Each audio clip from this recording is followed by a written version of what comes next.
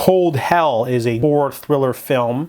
Now, I don't remember why I looked into this movie. I think this movie's labeled as a giallo kind of film, and it kind of is.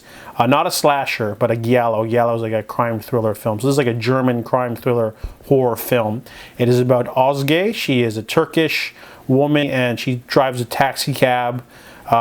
She's a fan of mixed martial arts. Kind of cold and mute, emotionally closed off for reasons that are explained later in the film. But after covering for a friend who likes to cheat on her husband and their child, basically Özge sees a murder basically across the street.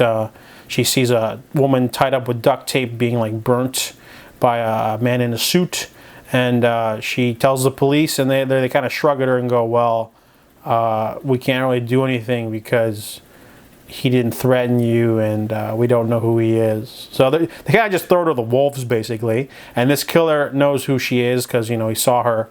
So she's worried, and now the killer starts closing in by attacking people around her.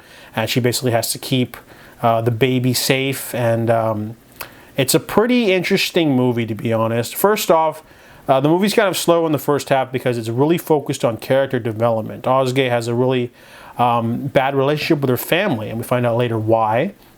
And then we find out why she's emotionally closed off, and why her boyfriend and her broke up, and her friend, the one with the baby, and everything sort of like melds together well because she feels like an actual like kick-ass heroine.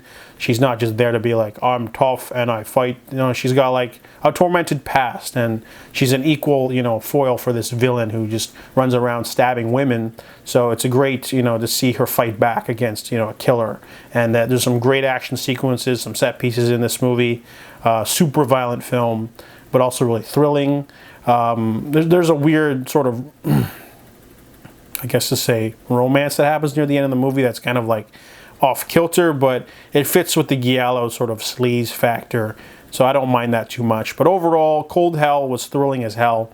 It's a really great villain, main character, story's fine. It slows down in the middle a little bit, but then quickly picks up, and I really enjoyed this one. So I give Cold Hell a 7.5 out of 10.